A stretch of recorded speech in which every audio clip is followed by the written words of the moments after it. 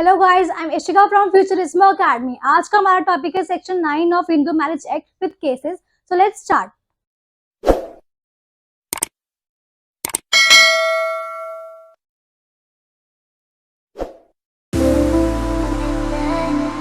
पढ़ रहे बस सेक्शन 9 आखिर है क्या? यह हमारे एक मैट्रिमोनियल रेमेडी है। मैट्रिमोनियल रेमेडी मतलब remedies deal with different relief available to a spouse from other spouse. ऐसी रेमेडी जो कि हमें एक स्पाउस को दूसरे स्पाउस से मिलती है। फॉर एग्जाम्पल, आपकी शादी होती है बट आगे चल के वो नहीं चल पाती या फिर किसी वजह से जो है पार्टनर्स आपस में साथ नहीं रहना चाहते, तो उन्हीं के लिए हमारी कुछ रेमेडी बनाई गई है। वो कौन कौन सी है? First, restitution of conjugal rights. Second, judicial separation.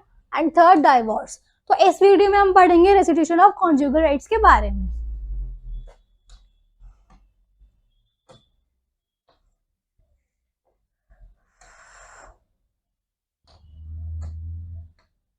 तो सेक्शन 9 बात करता है रेस्टिट्यूशन ऑफ कॉन्जुगल राइट्स की। रेस्टिट्यूशन मतलब रिस्टोर करना अपने कॉन्जुगल राइट्स को। कॉन्जुगल राइट्स मतलब ऐसे राइट्स या ऐसी ड्यूटीज जो शादी के बाद पार्टनर्स की एक दूसरे के लिए होती है।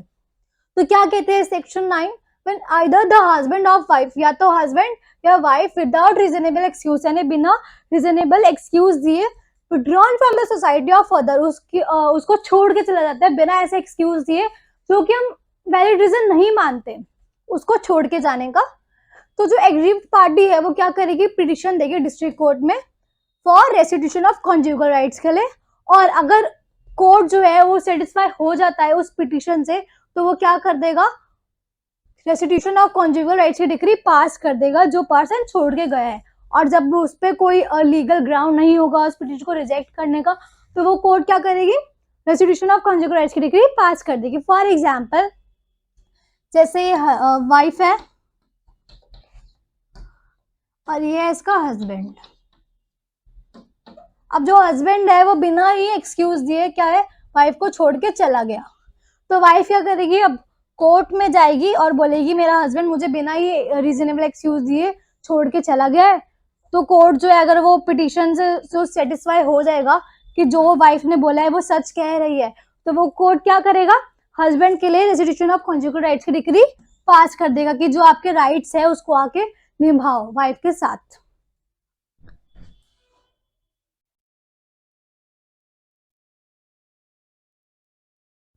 For section 9 following 3 condition must be satisfy. Section 9 के लिए हमारी ये जो 3 कंडीशन है वो फुलफिल होनी चाहिए। First, respondent has withdrawn from the society of the petitioner without any reasonable excuse, यानी जो रेस्पोंडेंट है वो बिना ही एक्सक्यूज दिए उसको छोड़ के चला गया।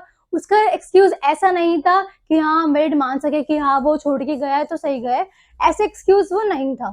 The court is satisfy about the truth of the statement. Second क्या कह रहा है? जो कोर्ट है वो सेटिस्फाई हो गई जो पिटिशनर ने अपने पिटिशन में लिखा है कि हाँ जो ये कह रहा है वो सच कह रहा है। Third, there is no legal ground for not granting the petition. कोई कोर्ट के पास कोई ऐसा ग्राउंड बचता ही नहीं है कि वो पिटिशन को कैंसिल कर सके। अब इसका बर्डन ऑफ प्रूफ किस पे होता है? On the person who has withdrawn from the society, यानी रिस्पोंडेंट पे होता है इसका बर्डन ऑफ प्रूफ। वो ही प्रूफ करेगा कि वो छोड़ के क्यों गया है, वो ही एक्सक्यूज देगा। Note: the decree of restitution of conjugal rights will be issued under Order 21 Rule 32 of CPC। अब restitution of conjugal rights की जो डिक्री होती है वो किसमें पास होती है? हमारा Order 21 Rule 32 of CPC में। इसमें हमारे restitution of conjugal rights की डिक्री पास होती है। अब सेक्शन 9 से कुछ रिलेटेड सेक्शन है। कौन कौन से है? फर्स्ट है हमारा 13 clause 1A clause sub clause 2। क्या कहता है? If there is no restitution of conjugal rights between the parties for a period of 1 year or more, the court may pass a decree of divorce। क्या कह रहा है? For इसको समझने के लिए मैं एक तरीके से समझाती हूँ। जैसे कोर्ट ने यहाँ करी है रेस्टिट्यूशन ऑफ कॉन्जुगल राइट्स की डिक्री पास, बट पार्टीज के बीच अगर 1 साल तक या फिर ज्यादा वापस वो कोहैबिटेशन नहीं होता उनके बीच में, जो पार्टी है वो आपस में नहीं साथ रहना चाहती, तो कोर्ट क्या करेगा? 1 साल के बाद डाइवोर्स की डिक्री पास कर देगा। कब? 1 साल के बाद। किस सेक्शन में? 13 क्लॉज 1A सब क्लॉज 2 में। इसमें क्या करेगा? वो डाइवोर्स की डिक्री पास कर देगा।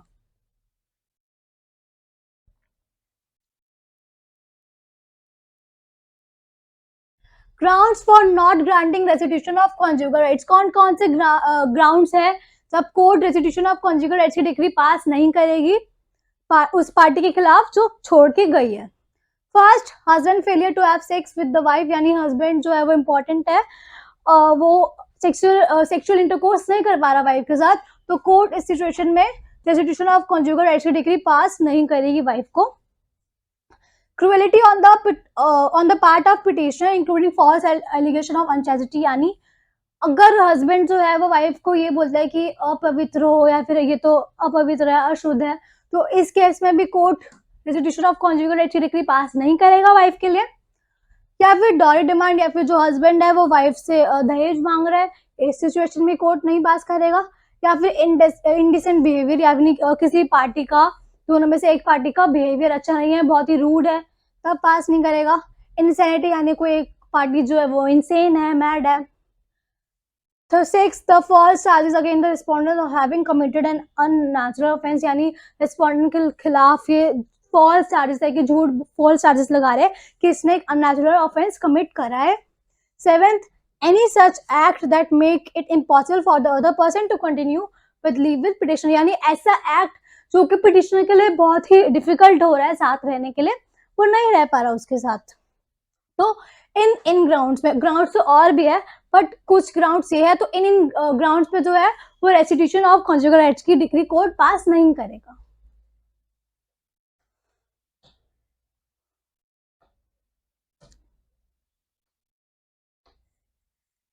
अब हमारे ये कुछ केसेस है सेक्शन 9 से रिलेटेड। फर्स्ट केस क्या है, नटराजन वर्सेस सुजाता वासुदेवन 2011 का ये केस है। इस केस में क्या हुआ था, तो court held that if a wife is asking to live separately from her husband as parents, it does not amount to reasonable excuse of withdrawal, यानी अगर वाइफ कहती है कि मैं हस्बैंड के साथ रहने के लिए तो तैयार हूँ, बट उनके हस्बैंड के मम्मी पापा के साथ रहने के लिए मैं तैयार नहीं हूँ, तो वो क्या करती है, उसको इस रीजन से छोड़ के चली जाती है। तो कोर्ट क्या कहता है, ये कोई हमारा आपका रीजनेबल एक्सक्यूज नहीं है कि आप उनके पेरेंट्स के साथ ही रहना चाहते, तो आप हस्बैंड को भी छोड़ के चले गए।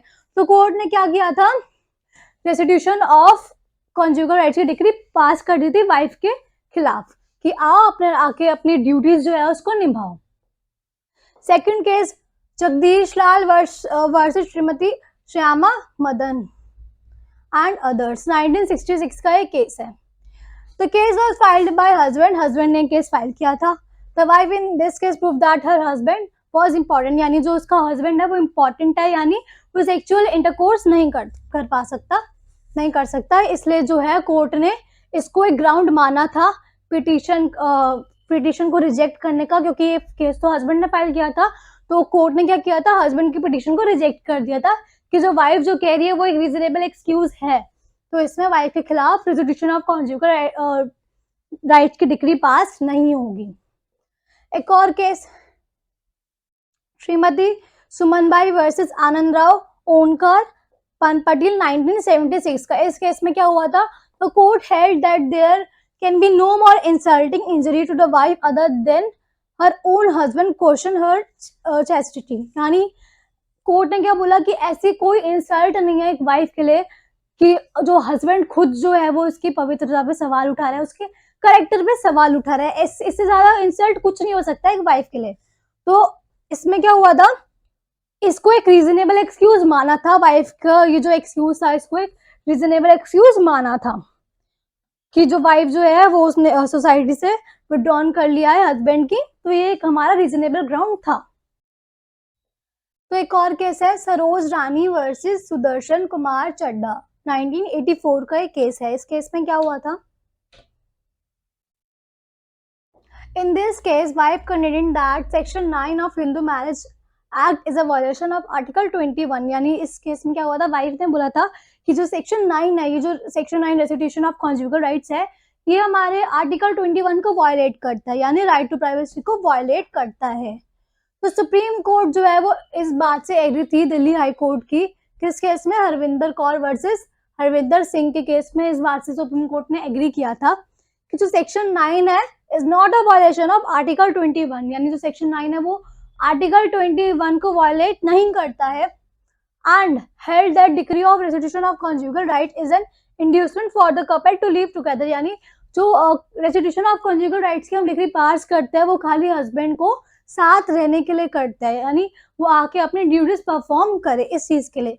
The court further held that it does not create any force on either of the spouse to come on a physical relationship. Court ने ये भी कहा था कि वो स्पाउस को फोर्स नहीं कर रहा कि वो आके उनके साथ फिजिकल रिलेशनशिप बनाए या फिर फिजिकल हो, वो इस चीज के लिए फोर्स नहीं करता. तो ये हमारा एक लैंडमार्क केस है, वेरी इंपॉर्टेंट केस. तो एक और केस है हमारा सरोज रानी वर्सेस सुदर्शन कुमार चड्डा 1984 का. ये एक लैंडमार्क केस है, वेरी इंपॉर्टेंट केस. इस केस में क्या हुआ था, wife containing that section 9 of Hindu marriage act is a violation of article 21 of the constitution. Wife ने क्या कहा था, जो सेक्शन 9 है यानी जो रेस्टिट्यूशन ऑफ कॉन्जुगल राइट्स है वो किसको वायलेट करता है, हमारे आर्टिकल 21 को. आर्टिकल 21 में क्या है, राइट टू प्राइवेसी को हमारा वायलेट करता है. तो जो सुप्रीम कोर्ट है उसने इस बात, दिल्ली हाई कोर्ट की इस बात से एग्री किया था. किस केस में, हरविंदर कौर वर्सेस हरविंदर सिंह के केस में एग्री किया था सुप्रीम कोर्ट ने that section 9 of Hindu Marriage Act is not a violation of article 21. जो section 9 है हिंदू मैरिज एक्ट का वो article 21 को वायलेट नहीं करता. and held that decree of restitution of conjugal rights act as an inducement for the couple to live together. वो खाली जो डिग्री पास करते हैं रेस्टिट्यूशन ऑफ कॉन्जुगल राइट्स की, वो खाली कपल को साथ लाने के लिए करते हैं. जो उनको जो ड्यूटीज है उनको वो परफॉर्म करने के लिए हमें डिग्री पास करते हैं. The court further held that it does not create any force on either of the spouse to continue into comes in a physical relationship. यानी वो फोर्स नहीं कर रहा किसी भी पार्टी को कि उनके साथ फिजिकल रिलेशनशिप में आओ. तो ये हमारा आर्टिकल 21 को वायलेट नहीं करता. तो ये था हमारा section 9 of Hindu marriage act. आज के लिए बस इतना ही, बाकी के लेक्चर्स हम अपनी नेक्स्ट वीडियो में पढ़ेंगे. Thank you. I hope you like my videos and if you like my videos please subscribe our channel and don't forget to press the bell icon. And अगर आपको ऑनलाइन या offline classes लेनी है तो आप हमें इस नंबर पर कांटेक्ट कर सकते हो. एंड अगर आपको नोट्स चाहिए तो आप हमें इंस्टाग्राम, टेलीग्राम एंड फेसबुक पर भी फॉलो कर सकते हो. लिंक डिस्क्रिप्शन में गिवन है. Thank you.